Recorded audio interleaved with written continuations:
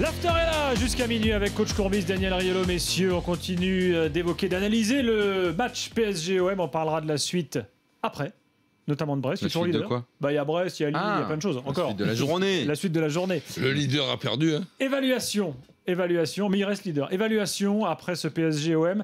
J'aimerais qu'on démarre par Marseille et on vous attend au 32-16 pour le faire avec nous. Parce que, tu l'as dit Roland, c'est difficile de dégager un bon joueur.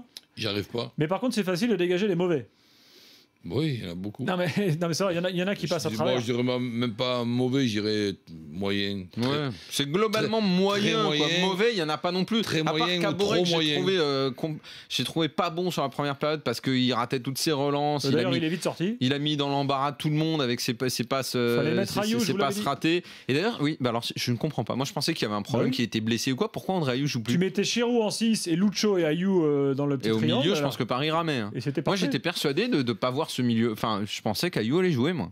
Même devant, à la place de Valbuena. Valbuena, ça fait plusieurs semaines qu'il est pas bon. Hein. Valbuena, Casper, ouais. Non.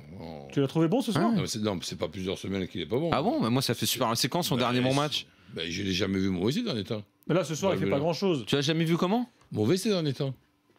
Alors, démarrons ligne par ligne. Tiens, moi, je vois plus ce qu'il apporte, s'il tentait qu'il est vraiment. David nous dit, que pensez-vous du match du gardien de l'OM, en l'occurrence Mandanda ? Moyen, par rapport au Mandanda qu'on a vu sur ces dernières semaines. Moyen sur le premier but, notamment. Voilà, sur le premier but, il relâche le ballon. Là, mais même un Mandanda saignant qui ne prend pas peut-être ce premier but, je sais pas s'il prend le deuxième. Là, même le deuxième, ce but de le deuxième, Doiro, il passe sous les il manque pieds, vraiment pas grand-chose. Thierry est là au 32-16, il va faire l'évaluation avec nous. Thierry, bonsoir. Bonsoir, messieurs. Bonsoir, Thierry. Alors, qui as-tu trouvé bon ou moins bon à Marseille ce soir ? Comme vous avez résumé la situation, je pense qu'à Marseille, il n'y a pas eu un bon joueur sur le terrain ce soir, par rapport à notre prestation. Mais même Giroud ? Même Giroud, mais moi je pense que c'est un état d'esprit, une mentalité. Tu joues pas un classico comme tu l'as joué ce soir. Si tu gagnes pas tes duels, tu peux pas gagner un match de football. Ça c'est une logique normale. Et franchement, on a été en dessous de tout. Après, il y a des joueurs qui sont autres que limites dans cette équipe. On le sait, ça fait des années qu'on le sait et on les maintient toujours. C'est simple. Moi, des garçons comme Taiwo, déjà et d'une, ça a à peine le niveau de la L1. Attends, quand je disais ça, tous les Marseillais me tombaient dessus. Non, mais mon ami, pas tous les Marseillais. Moi, le premier, je te dis que non. Ça fait des années que je dis ça. Voilà. Donc Taiwo a à peine le niveau de la Ligue 1, alors qu'aujourd'hui, c'est le Marseille qui a joué le plus de matchs de Ligue des Champions de l'histoire du club. Mais j'ai toujours dit que c'était dramatique pour l'histoire de l'OM. Pour l'histoire de l'OM, que ce soit le mec qui a fait le plus de matchs en Coupe d'Europe pour moi. Je trouve que pour l'histoire de ce club, avec ce qu'ils ont connu, je trouve que c'est terrible. C'est terrible. C'est catastrophique. Non, après, comme ça, il vaut mieux pas d'y aller. Ce soir, il est pas bon, mais vous êtes sévère avec lui quand même. Des fois, il est pas mal. Non, dans la Roland, tu peux pas considérer qu'un garçon comme lui, c'est un bon joueur. Thierry, quand il te marque des buts de temps en temps à l'arraché, qui te fait gagner les matchs. Qu'est-ce qu'il fait ? Et combien de buts il nous a coûté dans la saison ? Mais combien il t'en coûte des mauvais placements ? Combien de mauvais placements ? On peut faire un livre sur l'OM, il doit pas avoir. Vous savez quoi ? Vous êtes en train de faire une sorte de Taïwit. C'est une maladie marseillaise. C'est pas nouveau. Vous n'aimez pas Taiwo. Est-ce que tu m'as déjà entendu dire qu'il était bon ? Je sais pas. Bah non, moi Taiwo, non. Excuse-moi, l'OM ne doit pas avoir un arrière-gauche comme ça. La preuve, quand Deschamps il peut s'en passer, il s'en passe, puisqu'il met Enzo arrière-gauche. Donc dans les gros matchs, il n'a pas confiance du tout en lui. C'est tout. C'est un désaveu de Taiwo, parce que chaque fois qu'on fait un gros match en Coupe d'Europe, il ne joue jamais. Dis-moi 2 mots sur Azpilicueta. La différence entre Azpilicueta et Taiwo, c'est que Azpilicueta, il propose plus de jeu que Taiwo. Après, défensivement, je reconnais que c'est pas un grand défenseur. Est-ce que Taiwo est pas meilleur défensivement qu'Azpilicueta ? Maintenant, au niveau du jeu offensif, moi, je trouve pas, il propose énormément de solutions. Il essaye de proposer du jeu, alors que Taiwo, il t'en propose nullement et ton jeu bascule chaque fois à droite par rapport à gauche. Ouais, mais je suis d'accord avec toi. Alors, parlons de Diawara. Il a fait un geste, vraiment, c'est horrible. Le geste qu'il fait sur Néné, franchement, c'est terrible. Ça mérite un rouge. En plus, c'est pas un mec qui est méchant et dire ce qu'il fait, c'est vraiment. Parce que ce qui est bizarre, c'est qu'en général, quand un joueur fait ça, c'est qu'il y a eu un truc avant. C'est genre, je sais pas moi, un chambrage, un coup de coude. Chambrage, ce qu'il fait. Le surtout qu'il y a eu avant, il y a eu 2 buts pour Paris Saint-Germain. Bah voilà, c'est ça. C'est bizarre. Et en plus, il est responsable sur le deuxième but, il est responsable. Sur une mauvaise relance de la tête, il doit dégager à droite ou à gauche, il doit jamais relancer dans l'axe. Il impec dans l'axe, on prend un but, c'est tout pour lui. Il fait pas un bon match, ouais. Après, défensivement, on a été moyen. Au milieu, on a un gros problème. De toute manière, ça nous pendait au nez depuis un petit moment. On a gagné combien de matchs depuis le début de l'année à l'arrache et on a toujours dit ouais, l'OM c'est ci, l'OM c'est là. Mais on a fait 2 matchs dans la saison. On a joué à Bordeaux et une mi-temps à Lille. Voilà, c'est tout ce qu'on a fait jusqu'à maintenant. Après, c'est sûr qu'on a gagné des matchs. Mais combien de matchs on a gagné à l'arrache à Marseille? Il y a eu un bon match à Saint-Etienne. Oui, on a lutté, Roland, à Saint-Etienne, on a souffert. On n'a pas de milieu défensif. On se fait enfoncer à tous les matchs. On se fait enfoncer. Et moi, je suis persuadé qu'au niveau tactique, déjà de jouer en 4-3-3 comme il veut jouer Deschamps, c'est impossible de jouer comme ça. On n'a pas les joueurs pour jouer dans ce système de jeu-là. Et c'est ce qui nous fait défaut depuis le début de la saison. Tu veux dire qu'en fait, ça pendait au nez de l'OM de perdre de cette façon et ça pendait au nez du PSG de gagner enfin un gros match. Vu ce qu'ils avaient raté jusque-là, enfin ça a tourné et de l'autre côté pour l'OM, enfin ça a tourné. C'est vrai que souvent ils n'ont pas été brillants et que ça leur pendait peut-être trop de se prendre une claque. De toute manière, les gars, on a un match à préparer. C'est le match de Moscou. Voilà. C'est bien qu'on ait perdu à Paris, parce qu'à la rigueur, ça va ressembler un peu à Moscou. Moscou, ça va être un combat. Si tu n'es pas préparé psychologiquement et tu ne vas pas avec les crocs, ben, tu ne gagneras jamais à Moscou. Tu ne te qualifieras pas. Et ce qui serait une faute professionnelle, parce que si tu ne te qualifies pas en Champions League dans cette poule-là, c'est même plus la peine de la faire. Ça, je suis d'accord avec toi. Ça, je l'ai dit depuis le début de cette poule. C'est vrai que c'est pas. Quand tu envoies les millions d'euros que tu envoies pour faire ça, il faut qu'à un moment donné, tu sois sonneur à Marseille, quoi. Voilà. Il faut arrêter de nous prendre pour des cons, les supporters, en nous disant ouais, on va faire ci, on va faire ça. Alors que chaque fois, on passe toujours à côté parce qu'on n'est pas capable de faire la différence. Thierry, merci à toi. De rien, les gars. Merci Thierry. À très bientôt. Une petite évaluation parisienne. On enchaîne. On a Frédéric qui est là, qui est supporter du PSG. Bonsoir. Bonsoir à tous. Bonsoir Frédéric. Frédéric, un brin plus mou que Thierry, vraisemblablement. Ouais, non, mais ça va venir. D'ailleurs, c'est Gilbert Grébois, là, qui est là. Ouais, c'est moi-même, oui. Ouais, on a joué ensemble, on s'est entraîné ensemble. Ah bon? À Ibin. Ah, bah ça fait plaisir, tiens. Ah, toi? Ça te rappelle? Bon, t'es meilleur... ça date d'il y a quelques années. Footballeur, mais... Bon, raconte un peu, qui as-tu vu bon ou moins bon alors? Bon, moi je suis supporter parisien, donc moi ce que j'ai trouvé bien à Paris, c'est surtout l'état d'esprit, la solidarité, ça fait un moment qu'on n'avait pas vu ça. Et puis surtout la touche technique. Enfin, ils ont compris que Clément Chantôme c'était un bon joueur de foot. Et puis l'arrivée de Néné a apporté beaucoup offensivement avec Clément Chantôme, et ça déroule. Erding O'Haro, ça allait bien se débloquer un jour, ça s'est débloqué aujourd'hui. Et moi qui suis plutôt supporter du foot, moi je suis un supporter parisien, mais j'aime bien le foot. Marseille est une très belle équipe, mais je suis désolé, tu remplaces pas Ben Arfa, Niang par Rémi et Gignac.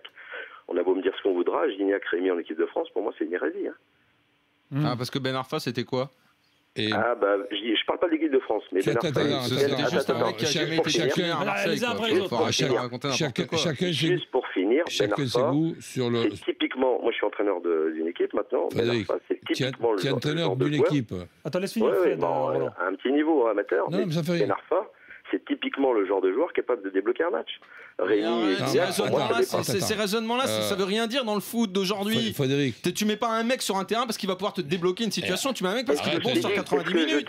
Ça veut dire quoi, les uns après les autres. Dans ces cas-là, tu gardes sur le terrain en permanence ces saignons en attendant le miracle qui va te faire une fois dans l'année. Non mais pourquoi tu l'engueules? Je te signale que j'ai joué au foot avec lui, moi. Je m'en fous qu'il ait joué au foot avec toi. La solidarité d'équipe, mon gars. S'il entraîne une équipe avec cette mentalité, ils doivent pas bien faire ces équipes. Oui, Roland. Donc tu entraînes une équipe, ok, tu aimes le football. Chacun ses goûts. Oui. Tu penses sincèrement que Ben Arfa est un footballeur supérieur à Rémi? Pour moi, oui. Oh là là, t'as un problème, mon vieux. Il a amené quoi, Rémi, ce soir? Il a amené quoi, Rémi, ce soir? Mais on ne te parle pas de ce soir. Ce soir, personne n'a fait quoi que ce soit à l'OM, donc t'en prends pas. On est d'accord. Bon, bah voilà. Alors Rémi, Ben Arfa... Mais il n'y a même pas photo entre Rémi et Ben Arfa. Pour moi, il n'y a pas photo. Mais il n'y a pas photo, parce que Rémi est 10 fois meilleur. Mais ça, sur la durée, ils ont pas le... Je sais pas, peu importe. Mais Ben Arfa, il amène des choses que Rémi n'amène pas. Après, son Niang, Gignac... Mais Niang, Gignac... Oui, d'accord, là, ok. Revenons au match et aux performances des Parisiens. Des Parisiens. Julie a été un petit peu en dessous de ce qu'il est d'habitude. Il est combattant, mais il a été moins percutant que d'habitude. Erding O'Haro, bon, ils ont eu la chance, mais ils ont eu la chance de marquer des beaux buts, ils ont été présents, je pense qu'ils avaient vraiment envie de faire quelque chose. Et cette année, ce qui fait plaisir pour nous, supporters parisiens, même si j'habite plus Paris, c'est que Néné, il a apporté une touche technique et Chantôme apporte une touche technique. Jérémy Clément, c'est un joueur que j'adore. En plus, il est de la région de Grenoble, il est de Rive. Mais techniquement, c'est pas la même chose que Clément Chantôme. Clément Chantôme, c'est un plus. Néné, c'est un plus aujourd'hui. Et puis, ce qui fait plaisir aujourd'hui sur le match, c'est la solidarité des joueurs, la solidarité, pardon. Ils sont battus comme rarement ils sont battus. Alors, est-ce que c'était parce que c'était Marseille? Est-ce que c'était pour une raison? Jeudi contre Dortmund, ils ont fait un super match. À l'aller contre Dortmund, ils ont fait un super match. Néné, c'est... Il a été meilleur que ce soir, mais il est extrêmement précieux. Il est précieux. Il est sur les deux buts. Il est sur les deux buts. Il est sur les deux buts. Il fait la passe qu'il met à O'Haro sur le deuxième but, c'est la grande classe. Dites-moi, il n'est pas en train de s'inscrire tranquillement mais sûrement dans cette espèce d'histoire des footballeurs brésiliens qui marquent le club, même s'il vient d'arriver. Laisse-lui faire une saison complète. Il a fait une demi-saison. Ouais. Aujourd'hui, on peut quand même considérer que c'est le meilleur joueur de la demi-saison du Paris Saint-Germain. Là, oui, mais c'est l'un des plus talentueux que le Paris Saint-Germain a eu. Tu penses que Néné est inférieur footballistiquement à Leonardo? C'est difficile d'évaluer ça comme ça tout de suite là maintenant. Mais... Moi j'ai dit que c'est deux très bons. Deux très bons, voilà. C'est deux très bons, exactement. Ah, oui. C'est deux très bons, tu es en présence de deux très bons joueurs. Si on réfléchit comme ça, on te dit qui était meilleur. Bon, Rai, je mets au-dessus par rapport à... Bon, après, c'est des postes différents. Mais après, c'est des mecs qui sont restés sur la durée, qui ont été bons sur plusieurs années. Laisse-lui le temps. Lui, il vient de faire 6 mois. Déjà qu'il fasse une belle saison. Tu sais, aujourd'hui, les mecs qui arrivent à enchaîner dans le foot d'aujourd'hui, les mecs qui arrivent à enchaîner plusieurs saisons au niveau, c'est de plus en plus rare. Donc déjà, fais-lui faire une bonne saison. Le problème de Néné, c'est la régularité dans ses performances, mais c'est pas son talent. Et là, pour le moment, il n'a pas raté beaucoup de matchs. Sur l'évaluation, on a tout après, Chantôme très bon, mais moi j'ai trouvé Chantôme meilleur des 22 pour moi. J'ai trouvé les défenseurs bons, et notamment Armand. Armand a fait un très bon match. Oui, il est toujours ressorti proprement, une grosse présence physique. Jallet a été bien aussi. En plus, il y a une zone côté droit pour un gaucher que je maintiens qui n'est pas facile et il s'en sort. Mais tu sais, je regarde, en fait, il est pas maladroit avec le pied droit, quoi. Il met pas le ballon forcément en tribune avec le pied droit, tu vois, comme les purs gauchers. T'as pas l'impression qu'il est handicapé du pied droit comme beaucoup de gauchers peuvent l'être. Qui se déhanche pour mettre à l'extérieur. Il est pas... Tu vois, Messieurs, petite pause. Fred, merci à toi. À très bientôt pour reparler du PSG. Et Harding était bien, Harding. Hein. Dans quelques instants, on revient. Et on va faire des constatations claires, messieurs. Ce soir, il y a 8 points entre le premier du championnat et le 19e. Et c'est rien du tout. C'est rien du tout.